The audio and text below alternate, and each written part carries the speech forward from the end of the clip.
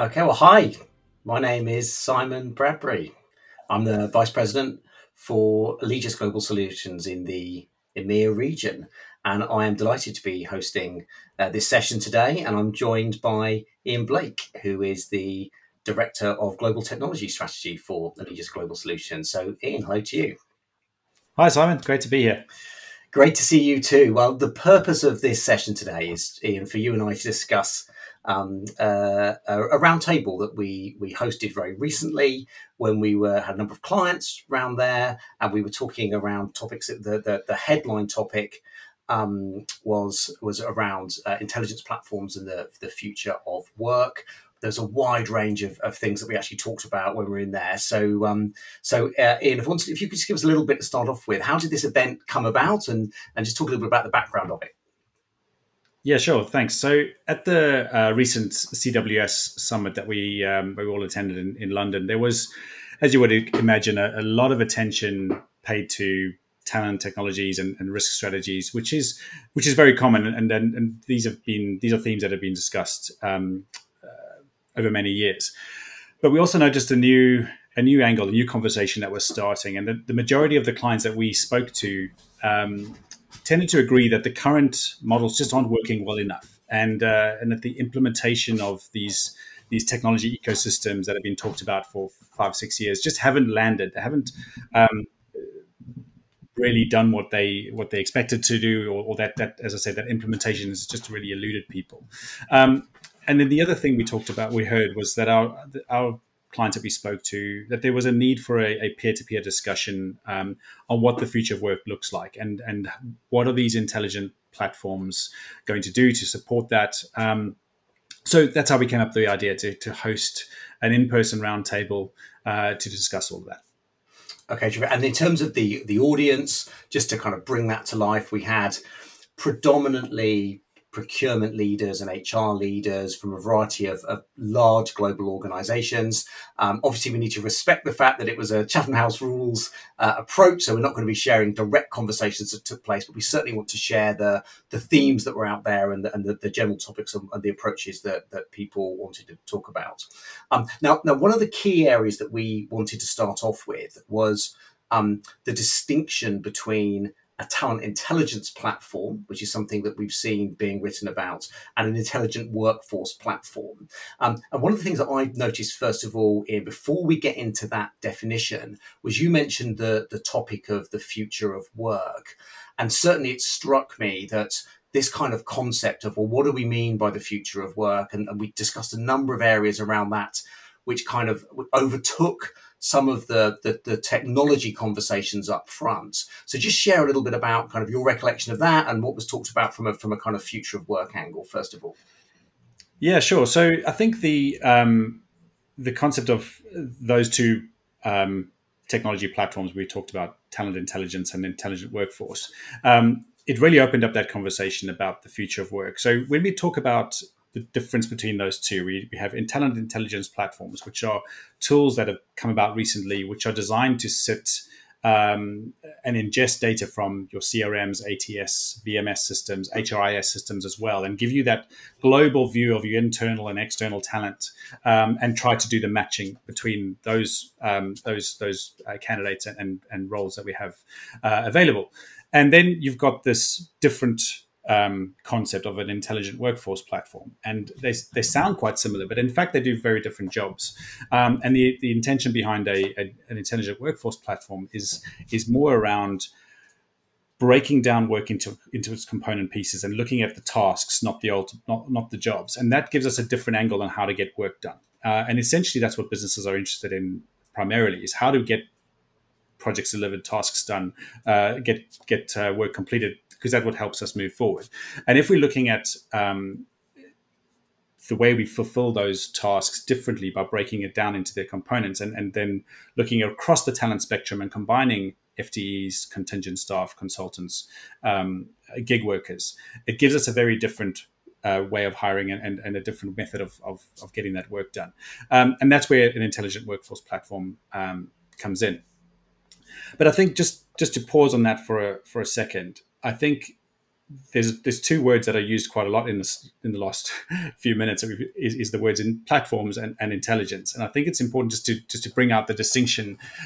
Just talk about those for a second. So platforms in our technology space is a word that is often used quite how can we say quite liberally when it comes to new tools out there, and some products exist, call themselves platforms, but they really are just well marketed applications that do a single solution. And a platform really is a product that enables a person to interact with multiple technologies and achieve their outcomes using a range of tools rather than a single point solution. So just a short sort of commentary on that. And then the second point around intelligence is also key, because you'll remember 10 years ago, even maybe even less, the big data phase that we went through, Web 2.0, and where storage became really affordable and data was just being harvested from everywhere. And we were collecting this huge swathes of information from all sources that we could get our hands on. And about 5 or 6 years ago, there was a clear pivot point between, well, it's less about the quantity of data, and now we need to start looking at the veracity of data. And that's where I think intelligence became a key factor in technologies that we have today, is how we make use of that huge amounts of information, and the evolution of the AI and machine learning tools out there, and the development of these really powerful taxonomies to enable users to make sense of data faster.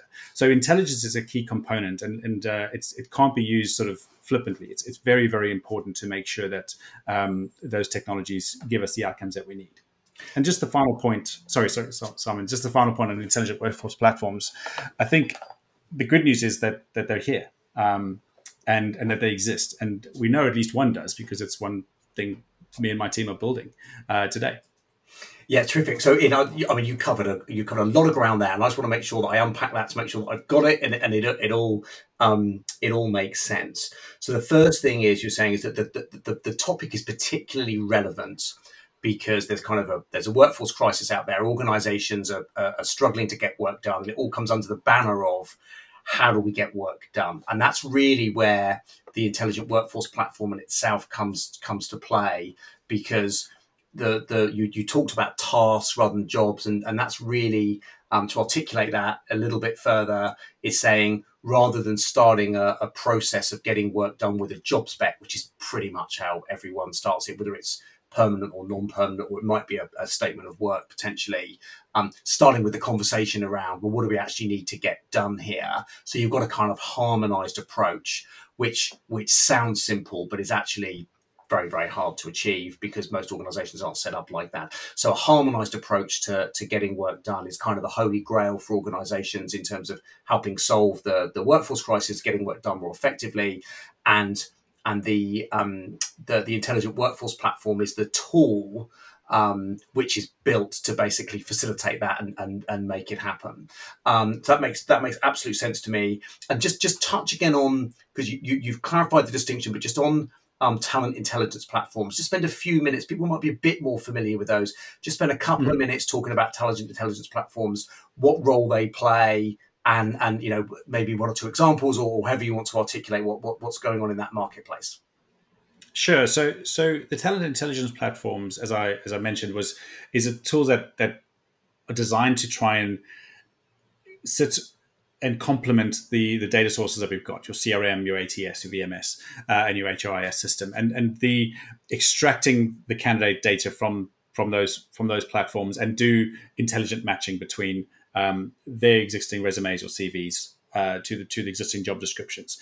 And really what it's trying to do is maximize the potential of candidate and role matching, which is the traditional recruitment process that we've always been doing for the last however many years. So that's really a tool that's come about to try and connect together all those separate data entities to give you one single view of your talent.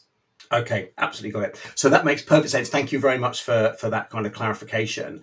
One other thing that I just wanted to reflect on that really struck me when we were having the conversation was, I think it was I'm going to call it the HR and procurement, historic silos.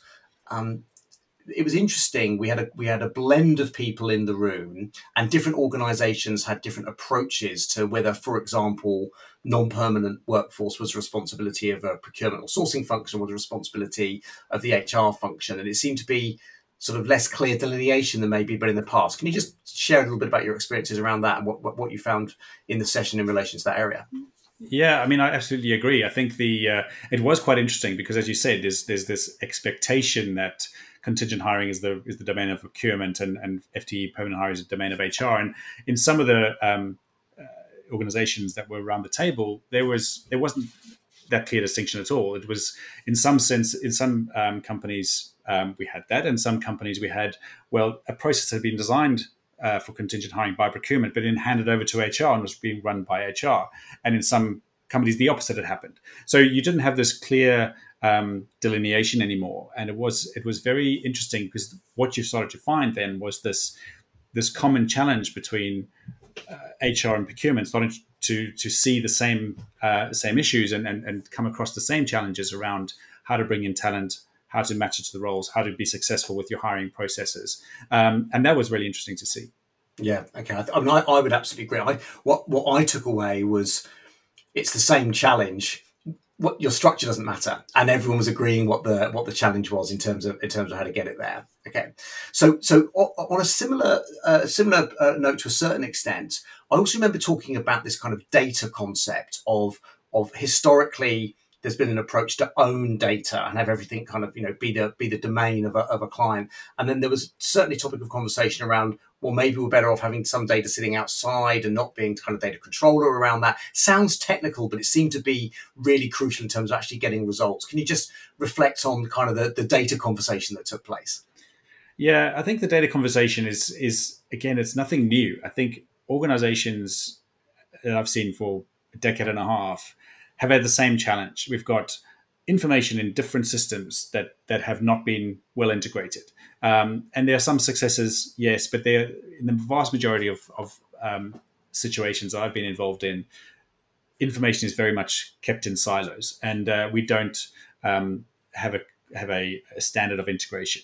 And I think that's one of the biggest issues, is that you've got disconnected data, people sitting in multiple systems in varying level of quality, reporting is inaccurate, and therefore your other analytics are going to be inaccurate. And I think that's an age-old problem. And that really comes down to the fundamental decisions and data strategies that companies need to have. Where's the value here? How are we unlocking that value? And what is the best way we can protect and organize that data to make it most useful to us? Yeah, okay. And I certainly felt there was a general feeling amongst the group that the time is now to actually try and do something and look at doing things differently, and certainly the way stuff had been done historically doesn't necessarily predetermine the way things need to be done in the future. Although there was also a real acceptance that changing some of these areas, like hierarchies of technologies and systems and ownership and processes and so on, is not an easy thing to do. So I just want to take that thought a little step further in terms of generally how would you characterize the feeling in the room around change more broadly, and what might need to be done? Because we're talking about, for example, the harmonization, a topic that we talked about a few minutes ago. That's not really within the gift of anyone that was in that room to kind of make happen in their own organization. It involves a broader and more senior conversation. How would you characterize how you thought people were reacting to that in terms of maybe what they might need to do next? Well, would you say people thought this is just too big a challenge to deal with, or do you think people were thinking this is something I've got to take away and do something with it? I think it was definitely the latter. I think people realized that there was an absolute need, and as you said, the time is now to start to have those senior level conversations around how do we get aligned in the ultimate business's needs and desires in terms of their success. And I think that conversation has to be elevated outside of where it is today. And there was a desire in the room for sure to bring that conversation to the C-suite within their organizations, to get CPOs and CHROs talking at that level with CEOs. Even CTOs have a role in this as well. And I think certainly the concept of looking at work differently, looking at the way we do hiring differently, trying to do that task versus jobs concept. That was certainly a desire from those in the room to take that conversation forward. Yeah, and I think in terms of the practical steps, there were definitely questions saying, okay, but let's be really specific here. So you mentioned earlier around intelligent workforce platform. I remember someone saying, reading out a line from the book that I co-wrote with Bruce Morton, in terms particularly around intelligence workforce platforms, saying that they're here today, which you referenced. And well, show us one. So I think that was one. Well, let's have a look at what this actually looks like and what it can do. And I know that you're spending time doing that with certain organisations at the moment. I also think there was a question around, well, how do we demonstrate and articulate this to more senior people? And we talked about kind of diagnostic tools around, kind of workforce maturity and so on that we work with other clients. We gave some examples of how we've helped, chief procurement officers and heads of talent take it to CHROs or CEOs and so on in terms of what that's happened. We also talked about some of the literature and some of the academic theory that's out there. I know we talked about people like Dave Ulrich, who I know is very supportive of the concept around task not jobs. John Boudreau, who's written a number of books in terms of task not jobs, including Work Without Jobs, which is the most recent one. And of course, we also referenced our book that we've written most recently, the Universal Workforce Model, which you may not be able to see on my shelf behind me, which really does, I think, bring to life in a relatively straightforward way how you actually can do these kind of next steps and what you can practically do to take this kind of conversation forward. So look, thank you very, very much, Ian, for your time. We wanted to keep this short and punchy. I think you've summarised what was discussed there absolutely brilliantly. There were some meaty topics, and one of the things again I would reflect is that we probably said at the end we could have kept going all day or all week in terms of the areas, and we felt that we needed to narrow things down. I've got one last question for you, which is a kind of future looking question. So if you wind the clock forward, it feels like things are rapidly moving. If you wind the clock forward 18 or 24 months, what's your prediction for the future in terms of intelligent workforce platforms and intelligent systems? How do you think that the market's going to change in the next couple of years? Yeah, it's a big question, and I love this question because it really inspires me in terms of how we think about what's coming next and get ready for that. So my personal take on it is, I think there's going to be an evolution of the adoption of these intelligent workforce platforms and talent intelligence platforms for sure, and the improvement in the traditional way we'd be doing hiring. But there's certainly going to be a distinction between companies that are taking that to the level of the intelligent workforce platform and deconstructing jobs into tasks and looking at the way we're hiring that way. But then there's an additional element which I think is going to provide that clear daylight between companies and their competitors. And that component is utilizing additional tools that measure potential, not just CV and job matching. And there are technologies out there that allow us to unlock a huge job market of talent, of people that don't have the traditional skill sets, maybe because of the lack of opportunity due to their socioeconomic background or other things, which have limited their career scope. But they still have those great reasoning skills, negotiating skills, and other really strong personality traits that will set them up for success if they were given the opportunity. And to me personally, I think that is one of the answers to unlocking this talent shortage that we have, is looking at people that wouldn't traditionally be in those roles and giving them the opportunity and measuring them differently. So I think it's the combination of the traditional hiring, breaking down jobs into the tasks, and then looking outside of the norm and actively hiring without CVs to bring in different sorts of talent that have the potential to succeed. Yeah, so predictive rather than matching technologies is essentially what you're saying. So it sounds like the death knell of both the job spec and the CV. That's what I think we're saying because the job spec may not be the starting point, and the CV may not be the best way to predict future success. But that's a really interesting area for us to pick up. Look, thank you so much once again for everything that you've shared. And thank you to everyone for listening and watching to what we've had to say today. If you are interested in further information, you can drop a comment into YouTube. You can subscribe to our YouTube channel. Our contact details are going to be there as well. And if the book, The Universal Workforce Model that I mentioned, is available for download. And again, details are provided, a digital copy. If you want a hard copy, feel free to get in touch with us directly, either via the comments or via our contact information. And we'll make sure that we get a hard copy of the Universal Workforce Model book across to you as well, where we talk about all these topics in more depth. That just leaves me to close things for today. Ian, I want to say thank you very much once more. And thank you everyone for watching, and look forward to seeing you next time. Thank you.